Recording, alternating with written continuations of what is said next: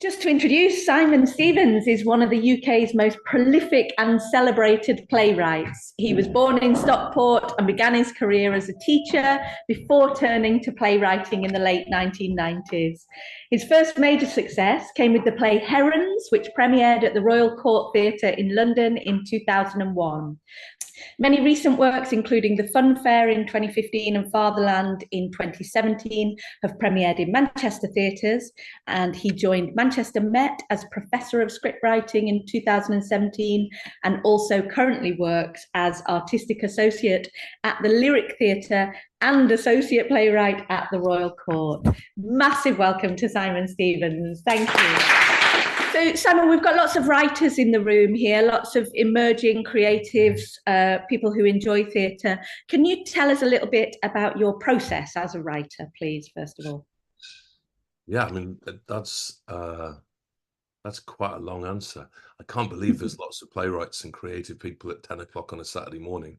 I think that's extraordinarily heroic. And I think they might need to ask real kind of questions about whether they really are creative types. Unless they maybe they've not been to sleep. Yeah, that was what I was going to say. Maybe they've not been to bed yet. I always think the most useful thing to tell any kind of emerging artist or any beginning writer especially, I think all of the major breakthroughs that I've had in my work, all of the kind of major moments of development or thought have come from rejection or failure or frustration. If I have any anxiety about young people in this country, it's that from the age of 6, they've been tested by the government in SATs tests. So before their cognitive memory, they've been tested by the government. And so from the age of 6, it's very possible, especially if they're raised by people who kind of love them, that they've equated success with love, yeah? And then failure with disappointing people who love them. So there's a really emotional relationship between success and failure, which is not only unhealthy, but is just like wrong when it comes to the development of any kind of art or practice. Because in art, in any kind of art, in writing, in acting, in directing, but also like in life, right? in like being a parent, in being a dog owner, in being a lover, a partner or whatever, you only learn anything when you fuck up. You only learn when you fail, as long as you're unafraid to think about your failure. 1998, I had my first professional play, Bluebird, produced at the Royal Court. And on the back of that, it was produced at the Royal Court Young Writers Programme in the Young Writers Festival. And on the opening night, the artistic director asked me if he could commission my next play. I'd been writing plays for 10 years, maybe. I'd failed and failed and failed and failed and failed. I'd been working in cafes and bars and as a Betterware home care door-to-door delivery person. I don't know if you remember Betterware home care catalogues.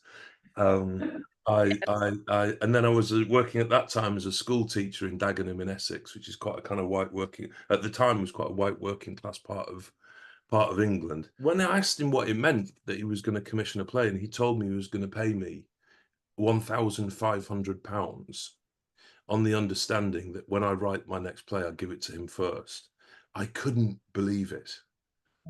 At that time, it was the largest single. I'd never been given a monthly paycheck for that amount of money. It was the biggest paycheck I'd ever been given for anything. And after 10 years, to be trying to write for 10 years, and then somebody wanted to pay me was just astonishing. And I wrote a play, which is a play called Christmas, which was produced a few years later. And anybody who's been a school teacher will know that first couple of years are particularly stressful, when you've got to nail your lesson plans, you've got to nail the rhythm of marking. After that, it kind of gets easier. But the first year, and then I was writing my first commission play at the same time.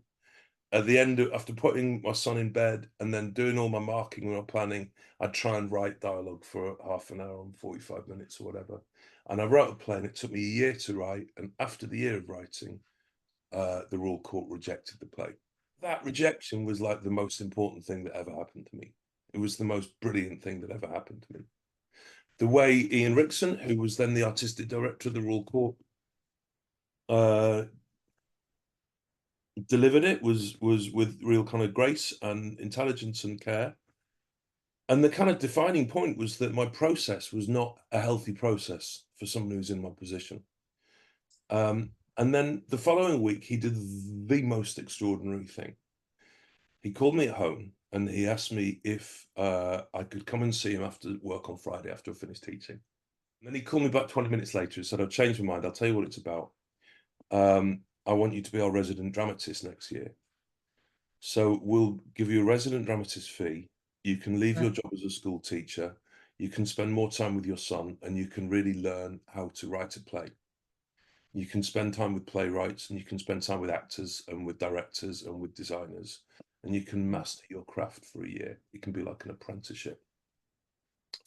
And that was on the back of a rejection. It's really, really important to contextualize that the biggest breakthrough came not out of success, but out of failure. I always say I didn't learn anything about playwriting from The Curious Incident, The Dog in the Nighttime. Because it was just worked.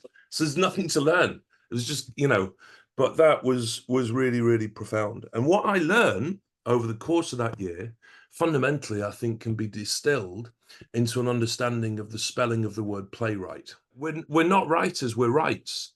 Our work is not linguistic. It's the shaping and the making of the play that matters, not the linguistic work. So my process before, where I sit and write dialogue, was not only not healthy for me in my kind of working day, but had missed the point about what a play was, or how one writes it with a GHT. Yeah.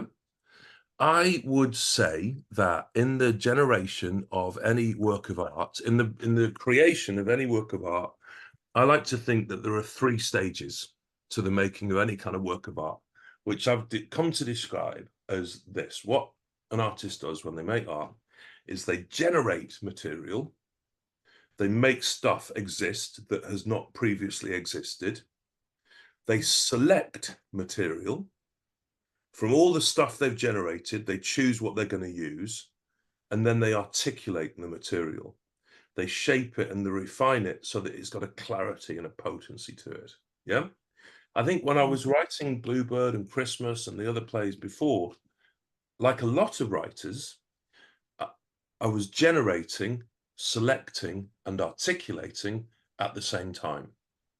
If you start writing a play by writing dialogue straight away, you're generating material, you're selecting it, and you're articulating it at the same moment.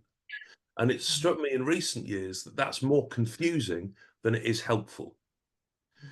And what I've, in my process, to go back to your actual question, which you asked me 20 minutes ago, in my process, what I've been doing in the last, if we do an hour and a half, you've got 3 questions, right?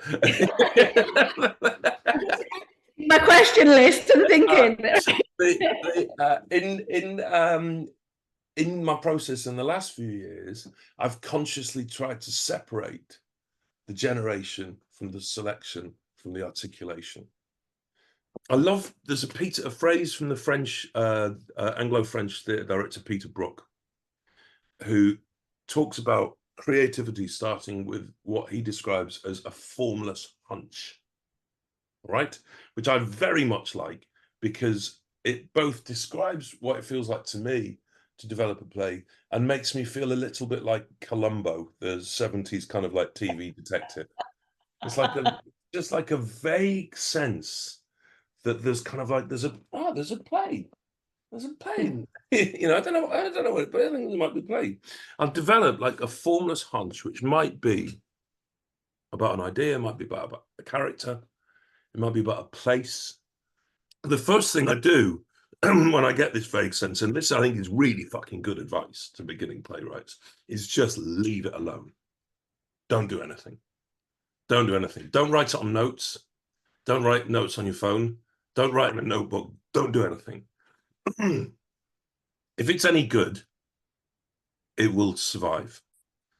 If it doesn't survive being left alone for a period of time, it was never going to be good enough to be a play. It was just kind of like a half thought you had. If it's an insistence that won't go away, then it might be a play. When I start the research phase, when I finally commit to making this play, what I do is this is really, really boring, but it's just the truth.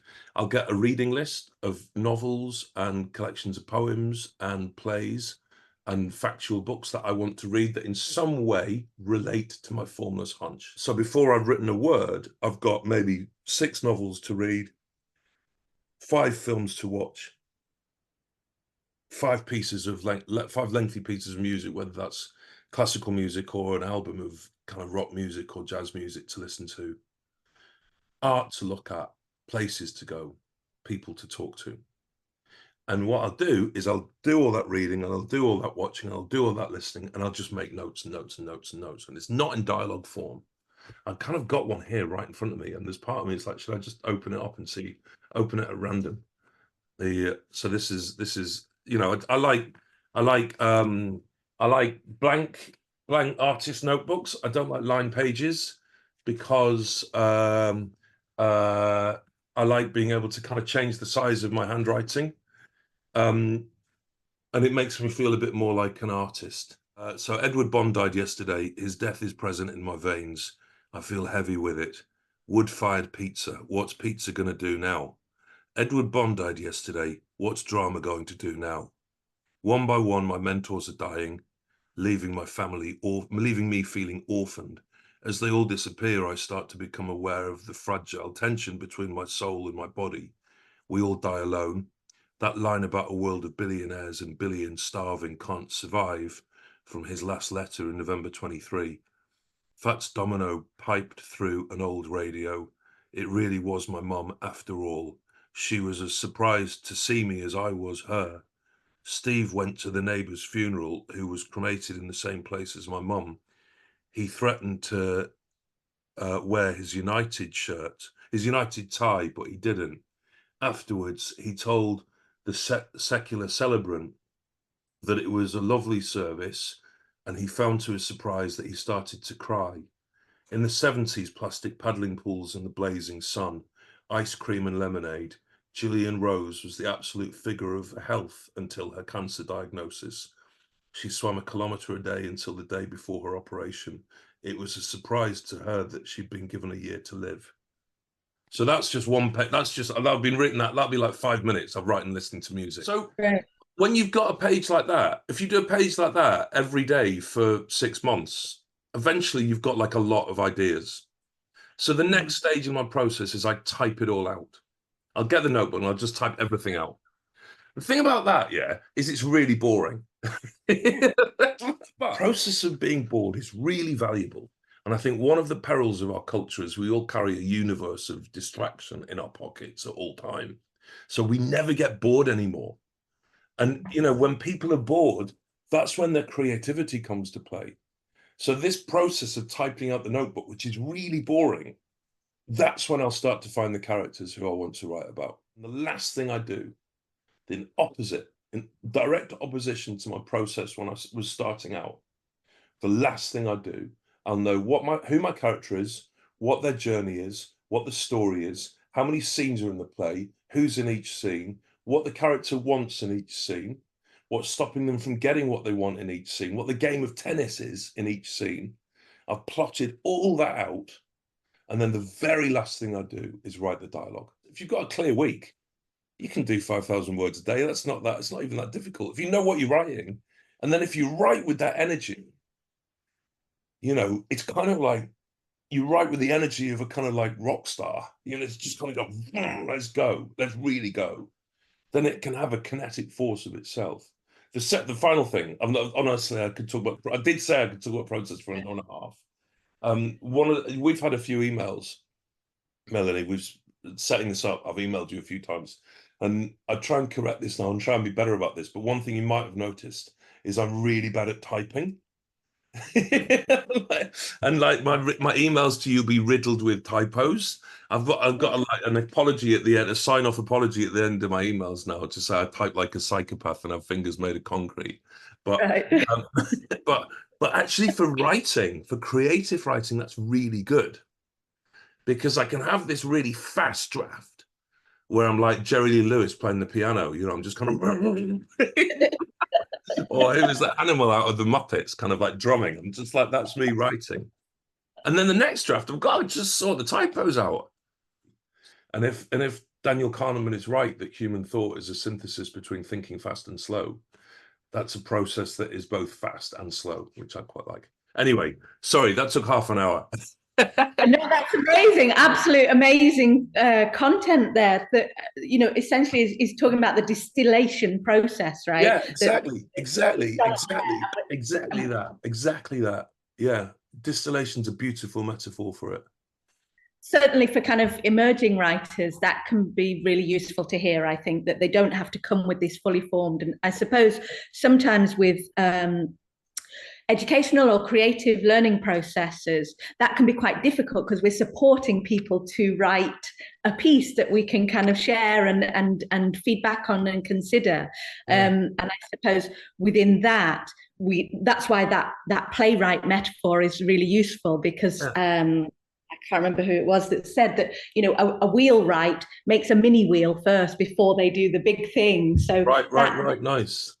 Going through the is part of the process, so then to kind of hone their own craft. But I think you've said an enormous amount really in what you've just said, and touched on lots of other questions. What I did want to do was kind of just ask you about place, a little bit about place and a little bit about collaboration, because again, for me, theatre making is the most collaborative art form. Clearly there are points where, as a writer, that is not a collaboration. But the story that you told about, you know, the chap at the Royal Court who just kind of said, come and be informed by the actors and the other people around, something I think is really important. And where I saw that so beautiful. I mean, Curious Incident was an amazing experience around that. But with Fatherland that you did at the Royal Exchange as part of Manchester International Festival in 2017. Yeah. I think you worked with underworld musician Carl Hyde and Frantic Assembly director Scott Graham. Yeah. And that piece, I suppose, you know, could you say a little bit more about that process of collaboration, either in context of Fatherland or outside of that, and how you can find the people that you are inspired by, or how you get to be better as a result of that, or different? Perhaps better is not the right word. Gosh, you do ask the beautiful questions that really mean that I'm going to do half-hour answers on each. I kind of want to, you know, this is a kind of a bit of a kind of gear change, maybe. Like I'm 53 years old now. For about kind of like 45 years, I've not believed in God. I don't have any faith. And I don't believe in ghosts either, for about the same amount of time. But I do think that a great theatre is both haunted, although I don't believe in ghosts. I do think a great theatre is haunted, which is why we need ghost lights to keep the ghosts, or to let the ghosts know they're welcome. Yeah. And holy. I think a great theatre is holy. And I guess what I really mean by the holiness, because I don't personally kind of have a faith in any kind of afterlife or deity, I think I mean that theatre at its best is as a consequence of a collaboration in which the whole is more than the sum of its individual constituent parts. And I think, as somebody who would probably still describe themselves as an atheist, I think it's really fundamental that there's a space in my life for faith. And I think theatre is the one forum and the one place for me personally in which I've been able to exercise my faith. When I write a play, I write it with the faith that somebody's going to read it with as much clarity as they can, and they're going to be open to receiving it.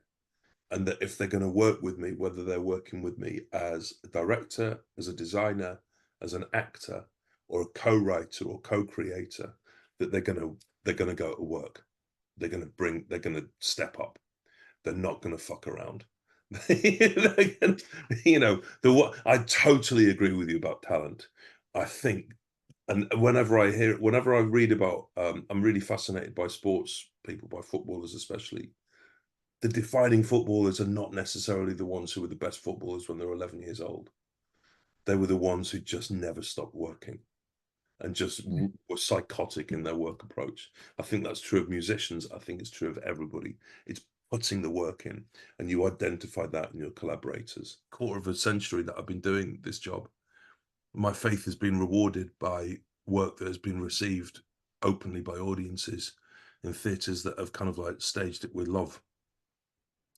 What I think about how you choose a collaborator, it's really tricky, that, isn't it?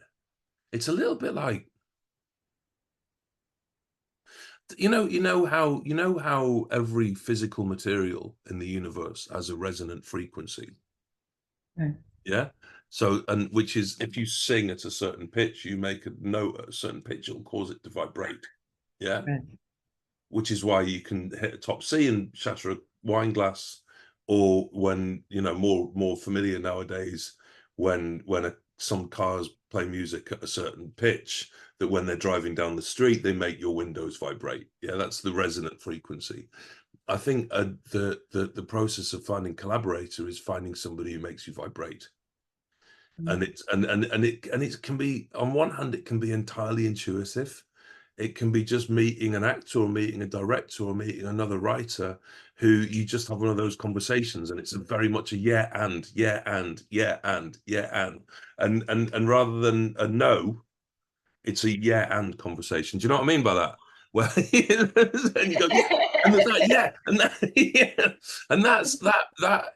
You know, if you can find something like that, that's just good for your like health. It's good for your life to have collaborators like that. Sometimes I think making a work of art is akin to having a good conversation, right? Right. And I'm really alert that this is a conversation, but it's also a kind of Q&A. And if this was like a conversation in the pub, Melanie, yeah, I think you would be totally within your rights to say, fucking hell, he doesn't stop, does he? But that's kind of not necessarily the contract here. So that's why but you know, what, in a really good conversation, you need to know when to listen. You need to know when to ask questions rather than offer answers. You need to know when to really drill down and interrogate an assumption. You need to know when it's right to think quickly and when it's right to think slowly. And you need to identify in your collaborators differing strengths. So identify the people who make you resonate and identify their rhythms of work and how those rhythms of work complement yours. It's also it's worth being alert to the kind of details of your own kind of like identity, and being alert to the possibility of working with people who are different to you, just because that will make you better, right? So when I look at I'm dead proud of Fatherland, but I am really conscious that his three white middle-aged guys made that. And it was kind of like thematically appropriate for that piece, which is a piece about men's relationship to their dads. Yeah. But there's part of me that next time, I think I'll maybe look for somebody who's got a different racial identity or sexual identity, gender identity, kind of just thinks differently to me.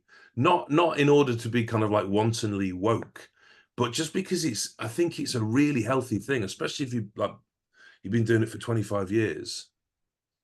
I had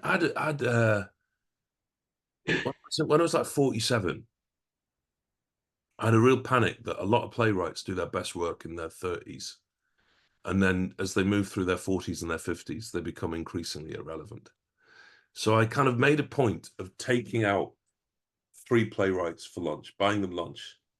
And I said to them, you're still working your 70s. It was David Hare and Christopher Hampton and Carol Churchill. I said, you're still working in your 70s. I'm in my 40s. I want to still be working in my 70s. What do I do?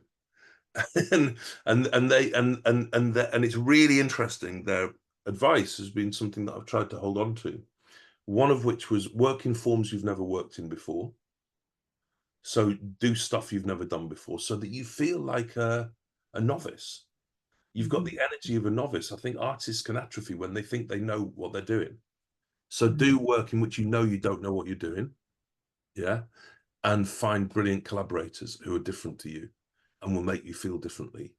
Power Plays is born out of this idea of supporting Blackpool voices to be heard on stage and for people to consider the town differently. You know, I'm sure you're aware that Blackpool is on the front page of news around every single deprivation story that comes up, or it is very much put through a lens of nostalgia. This sense of actually perpetuating that narrative is slightly frustrating for those that have been born here or live here or are trying to kind of make new creative work here. So at one point, I remember you saying about this idea that, not an idea, I think your grandparents got engaged in Blackpool Tower Ballroom, and at one point you were interested in connecting with that story. Yeah. So I'm interested whether that's still something that's rattling around, but also it would be interesting to hear your thoughts about place and about identity, and to what extent northern voices exist, or whether that's not a particularly helpful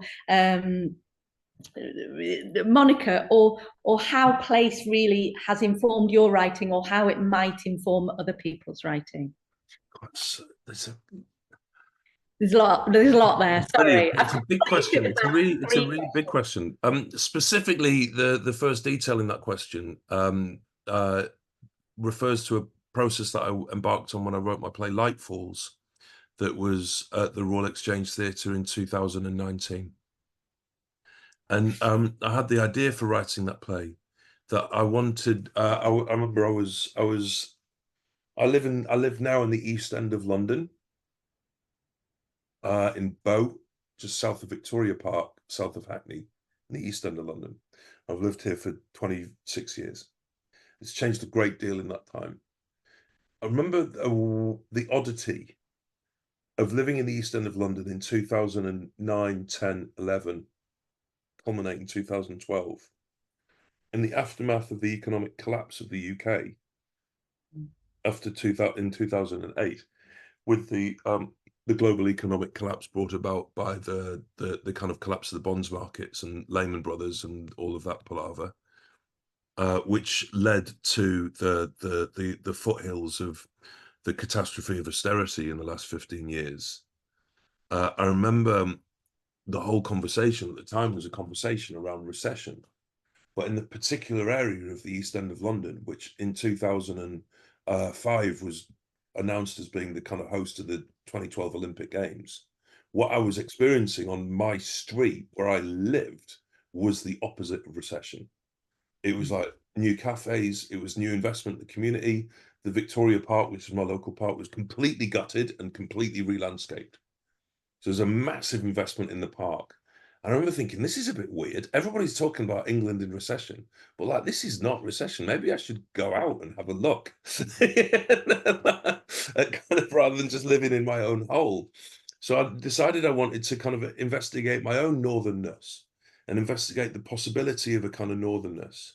And I kind of landed on the idea of going to 5 places that span the north of England, that I'd never been to, but which made me the person that I am, as an investigation of my own northernness. And I went to Durham University, which was where my uncle went to university, and he was the first member of my family to go to university and to introduce to my childhood mind the idea of university and being a student. And that was a kind of really changing place. I know that sorry, that was a really changing place. That's a ludicrous phrase. That was a very transformative experience as a 9-year-old, 10-year-old, to look at this guy who was 10 years older than me and was going to university, which meant a lot more because it was much more rare in the 80s than it is now. And it felt like an intoxicating difference to anything I'd known. I went to, and he studied law at Durham University, which he hated. He wanted to study English, and his dad made him study law because he couldn't get a proper job with an English degree. So I went to Durham University and I interviewed a load of law students in Durham University about their experience of studying law in Durham University. Further west, the next west was Doncaster, which is where my dad spent a lot of years drinking with tremendous enthusiasm. And my dad died of alcohol-related diseases when he was 59 years old. And I went to Doncaster and I interviewed recovering alcoholics about their experience of alcoholism. Going further west than that, I went to Warrington, which is, there's a slight kind of kink in my journey here, where I went to Warrington. My dog has clearly got thoughts about this. Uh, and my dad was a businessman in Warrington. He worked in a business park in Warrington, and I went and interviewed businessmen working in Warrington about their life of working in Warrington, which I've really never been to Warrington before. But kind of in my childhood, it was like, oh, my dad works in Warrington. Like, and every day he'd go to Warrington to drive to Warrington. And it was like a mythical land. So I went to investigate that. And then Ulverston, which is where my mum was raised during the 40s, during the Second World War, while my grandfather was in the forces. My grandmother raised my mum effectively as a single mother. So I went to Ulverston and met a load of single mothers and interviewed them about their life being a single mother. But the first place I went to it was Blackpool. And in Blackpool, it was in the Winter Gardens that it wasn't they got engaged. My grandmother was already engaged. She's from Belfast. She was engaged to another man in Belfast when my grandfather saw her. She was working for the WAFs distributing uniform, and he lined up to get his uniform, and his heart stopped and saw this beautiful woman, and he thought she was the most beautiful woman he'd ever seen. And that night, he asked her to be the first dance on the dance floor of the Winter Gardens. And she thought that must mean that he was an amazing dancer. It could be the first dance. If you're stepping onto that dance floor, you've got to have confidence. What she didn't know was he was just full of love for her. And he spent the afternoon in the pub plucking up the courage to ask her to dance. So she was expecting a great dance. He was just really drunk. But she broke off her engagement with this guy in Belfast, and got engaged to my grandfather in there, and was the start of my family in that way. And I went back to those places and interviewed people. I think what's important to me, it's a really brilliant question, is there such a thing as a northern voice? Like my answer there speaks of the possibility of the investigation of my northern voice. And I think what you get from the answer, I hope, as I'm answering it, what I notice is that my northern identity is really fragmented. And rather than being like a cogent, singular, kind of like confident core, it's more like a kaleidoscopic mosaic of like a million different tiles. Yeah.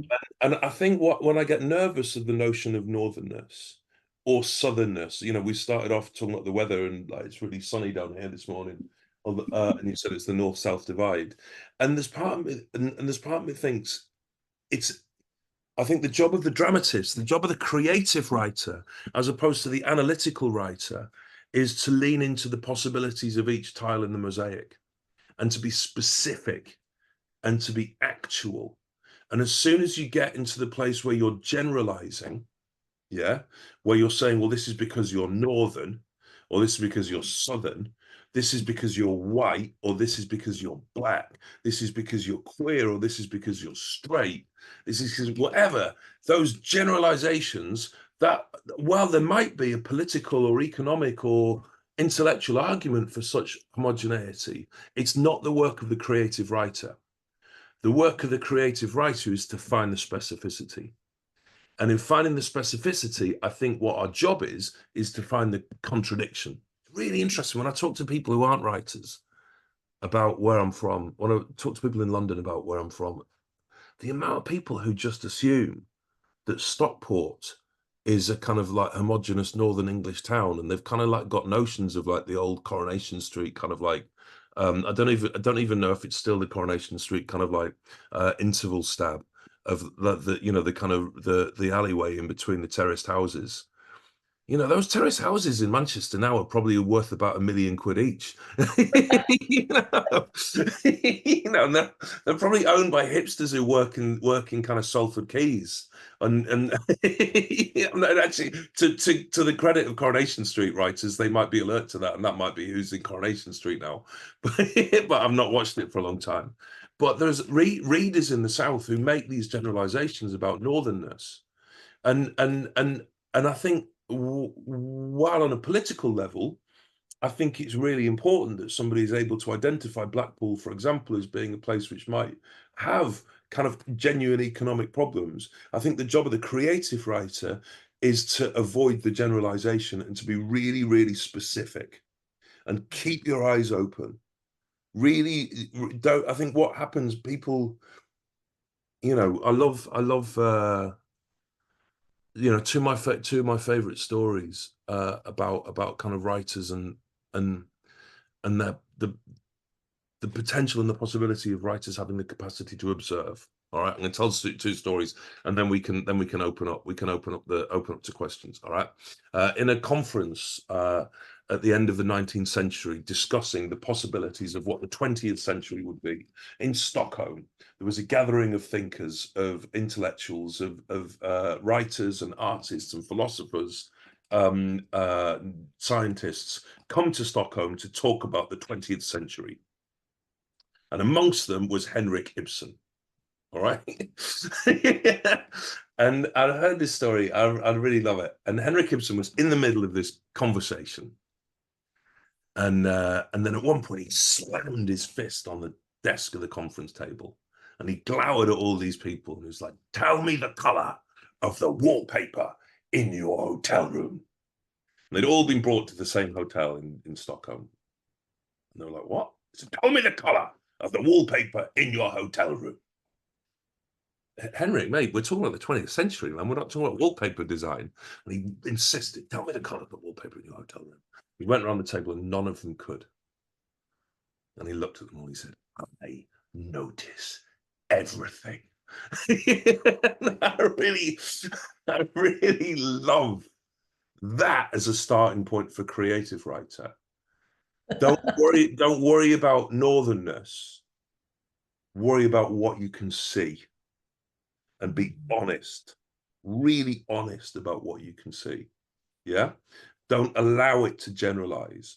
Be specific. The other thing I love is, which is a more optimistic and less daunting observation from somebody who I imagine might have been more fun to spend time with than Henrik Ibsen, was the American short story writer and poet Raymond Carver, who said a really beautiful thing. He said, "You don't need to be an academic to be a writer. You don't even need to be the cleverest kid in your class or the cleverest kid in your street. All you need is the capacity to stand and stare open-mouthed in wonder at the world." And I think that is a beautiful touchstone to hold on to if we hold on to touchstones. I don't really know what a touchstone is. I guess you touch them, don't you? It's a beautiful touchstone to touch. Let's keep your eyes open. Keep your eyes open. Keep noticing everything. Keep being specific. Don't worry about generalizing northernness. Just write what you see and be graced by the possibility of wonder at the world.